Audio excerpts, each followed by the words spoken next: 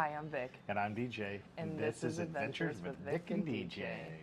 Good morning. It's morning time, and I'm very tired. I'm drinking some coffee. How are you feeling this morning, DJ? I actually feel really good, really rejuvenated. We finally had a relaxation day yesterday. We're on day 5 here? 4 I think here? so. It's been a few days since we made a video, so thought we'd give you a couple updates of what's been going on. Yeah, so what we do the first day after we did our last video? So our first day was we hopped on the hop on, hop off bus, and I gave that a 10 out of 10. It had all sorts of stops. It started at Terminal 21, which is a big mall that's themed like an airport, and it just takes you all around the city. Awesome way to be able to sit at the top of a double-decker bus with an open air top, and took us all the way to a garden called Nong Nooch. How did you feel about Nong Nooch? I love Nong Nooch, but not as much as you did. It is just a crazy, expansive place with gardens and tons of sculptures and things like that. So we definitely really enjoyed that part of it. It was about $80 for the hop-on, hop-off bus, but that was for 2 days and tickets to Nong Nooch. And they did give us tickets to the floating market, which we opted not to do. Yeah. But we did end up going the next day on the hop-on, hop-off bus, just using it because it actually drops off right by our hotel, so it saved us a little bit of a cab fare there. Yeah, not too much. About anywhere from 60 to 80 baht. So $1 to $2 is all it really saved us. But it was still nice to just be able to hop on where we were at and take it where we wanted to go. I would definitely say that Nong Nooch was probably the coolest experience I've ever had. Definitely something that has no reason to be where it's at. You're just kind of in the city, you leave the city, you start heading towards the mountains. They pull into this resort and they kind of go back a little, well, not a little ways, it's like 2 miles back. And you see this giant dinosaur, and it says nice on the outside of the building. And then you walk in and you are transformed to a different world. So much that it's like, as you look around, it's surreal. So I would definitely say that Nong Nooch is worth going to if you're coming to Pattaya, Thailand. 100% top number one thing, and it's that way for a reason. So yeah. Very family friendly as well. We did see some kids there, things like that. There's a car museum in there. There's a cat cafe, which we didn't do, which doesn't serve cats. There's just cats hanging out in there, and you can drink a coffee with cats next to you. So. And take pictures for 20 baht. Yeah, it does cost 20 baht for a picture, which is about, 58 cents, we think? Yeah. So we're just guessing. We've used a converter. We're starting to catch on to the currency. Prices are all over the place, which I've heard before. And so you could definitely go as cheap as you want or cost as much as you want. So that night, we ended up going back after Nong Nooch, and we got dinner, and we were walking, and I actually had a tooth fall out of my dentures right here. And so then the next morning, yesterday morning, we got up and we were kind of on a mission. We went to breakfast, and then we went and found a dentist, and there's one about every 5 shops as a dentist.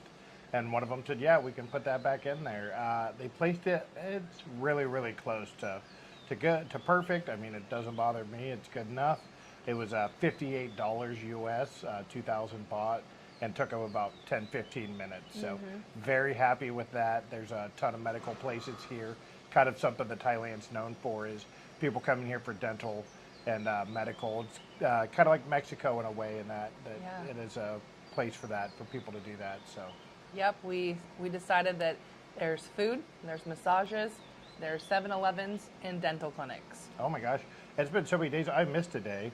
You did miss a day. You missed the Sanctuary of Truth.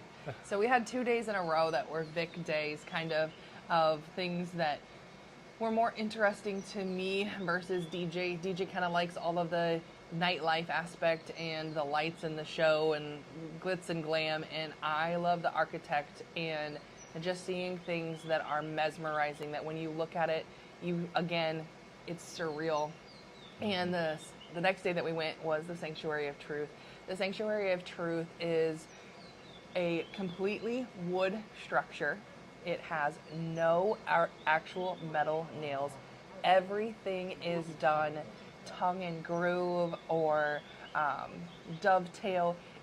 They went through and showed us everything. I actually got to carve you do. So they let me sit down and they use all hand tools. So it's no, I mean, they use machines, I guess, to cut the piece of wood down, but otherwise they are using ancient tools, and it was the cool, like, no place on there was just boring.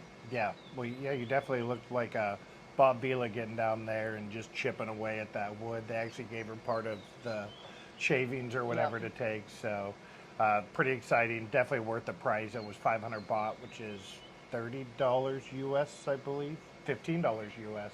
Yep. So for both of us, nope, it was 30. Was it 500 a piece? Yeah, 500. So it's $30. Sorry, But I still, should know these things. 100% worth it. It was about a 20-minute cab ride. Yep. Well, Through we've the been city. we've been taking Bolt, and it's been a couple bucks every time. So Yep. definitely, I think yesterday we went to breakfast. That was about the furthest we went, and that one was $4, and we gave them a little bit of a tip too. Tipping's not necessary here, though.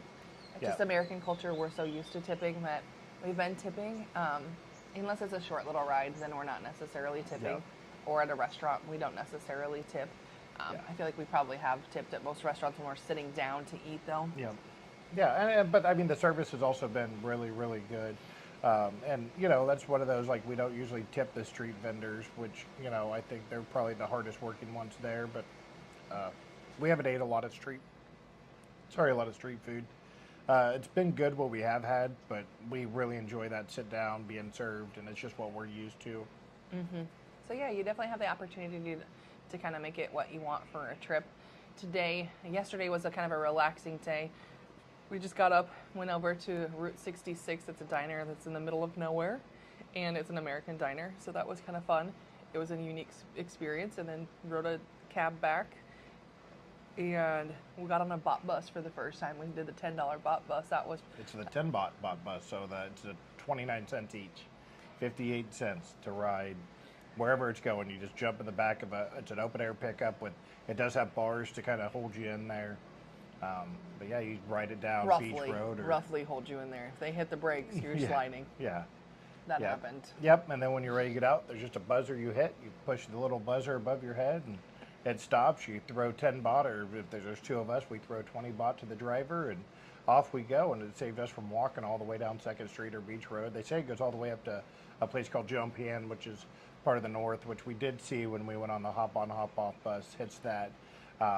So yeah, you can, if you learn where those go, I mean, that's definitely the most economical way to travel here. We see a lot of tourists, we see a lot of locals. Like, it just seems like it's used by everybody, and you don't talk to the driver or anything. Like, you know, you can, and they can take you somewhere if you ask, but they're going to charge you, and the more you talk to them, apparently, allegedly from the videos we've watched, you know. And from experience last night, he engaged with one of the drivers last night, and she said, "We're a taxi now," and he said, "Nope." And they said, "If you want the bot, you go that way." So don't engage with them, just hop in the back. That's something we're not used to doing. Same thing with the Bolt. You know, in America, we have to confirm, are you our driver? Yeah. Not here. It's you. We kind of just said we looked at the license plate, and as soon as their license plate come in, you just jump in. You don't talk to them. They don't talk to you. They just take you where you need to go and drop you off. And it's definitely a different cultural aspect where in the United States, you know, we want to be served and we want them to come and check on us. One of the things that we saw at one of the cafes yesterday, and we've seen them at a couple other places too, is there's a call button. Like, they're not going to come talk to you until you call them over and you just push a button. Yeah, you could be done eating for about half an hour. You have to tell them we're ready to go. Like, which is, you know, something that I'm always just like, hey, I usually pay too early, and Vic's like, you're rushing everybody here. Like, and I'm like, I just want to make sure I get it paid, so when we are done, we can go. But I don't want to be held hostage. But you know what? We're on vacation.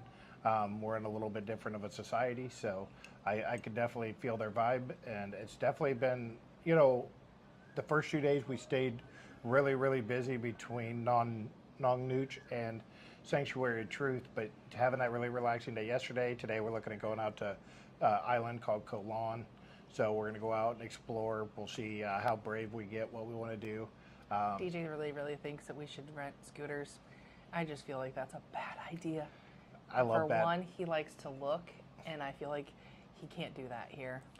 I like bad ideas. What could I say? So, well, we're at 10 minutes. I think we've got just enough, let you guys know what's going on. We'll probably keep doing some updates, here and there. We'll let you guys know. Sounds good. See you soon. Bye. Maybe.